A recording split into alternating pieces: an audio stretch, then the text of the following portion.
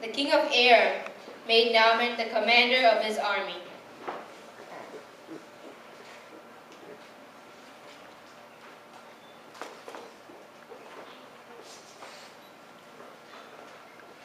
I always worry when Naaman and the army go off to fight a battle, but they usually win. And when they do, my husband always brings me back a gift.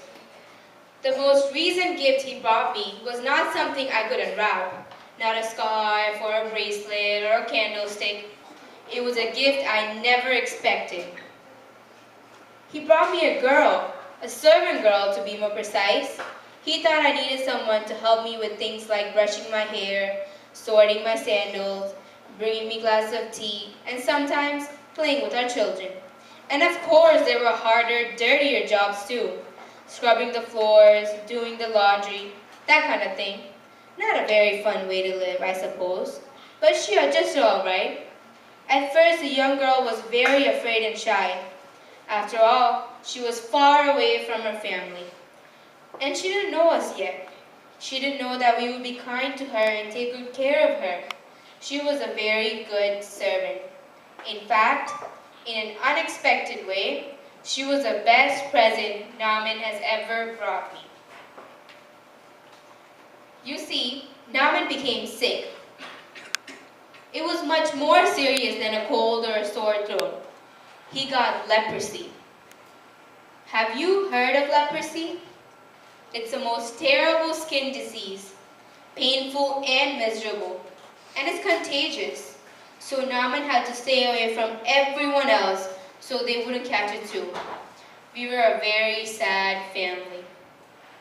After seeing Naaman sitting alone one day, my servant girl asked me, "Why doesn't Naaman go see the prophet in Israel? The prophet could make him well again." She probably understood how Naaman felt more than any of us did.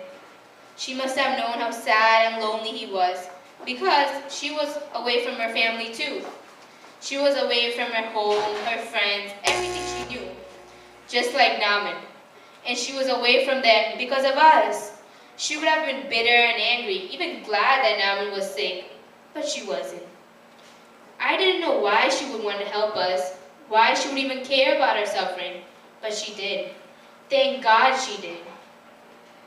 I didn't know anything about this prophet she spoke of either. She told me that his name was Elisha, and that apparently his God could do some amazing miracles. She must have really believed in the God she spoke about if she was willing to send Naaman all the way to meet this Elisha. I'm not really sure why a prophet from Israel would want to heal a commander from an enemy army. But if she wanted to help us, maybe he would too. We would try anything. So I told Naaman what the girl had said. I guess Naaman thought it was worth a shot too, because he wrote a note to his boss, the king of Aram.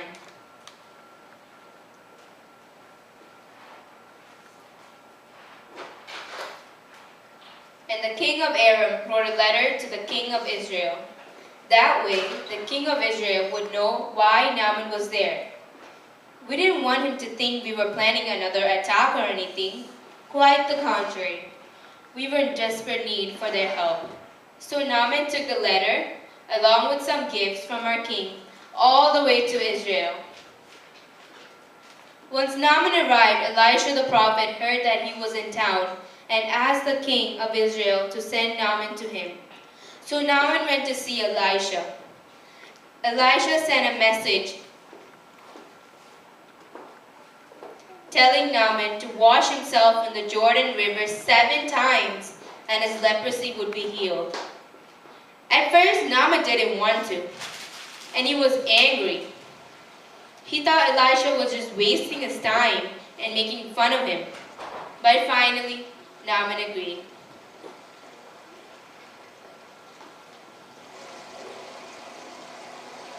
He dipped his whole body under the water 7 times.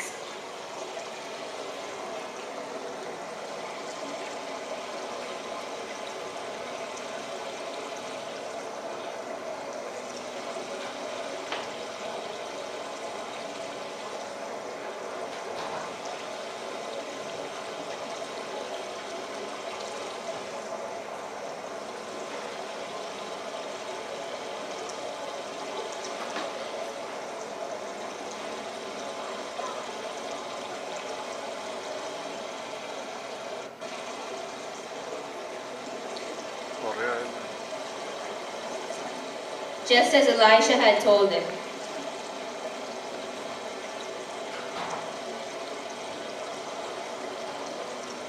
The seventh time, he stood up from the water and he held out his arms. What he saw was something miraculous, something that would be impossible without God's power. Naaman was healed. His leprosy was gone. It was the best day of our lives. And it all happened because of the unexpected kindness of our servant girl. I'm still not sure why she spoke up to help us. She could have kept quiet. She could have done nothing at all. But when she saw Naaman suffering, when she saw the sadness in our family, she told us about how our God could do amazing things through his prophet. I never thought much about the God of Israel, but now I thank him every day for healing Naaman and for bringing us my wonderful little servant girl. Thank you.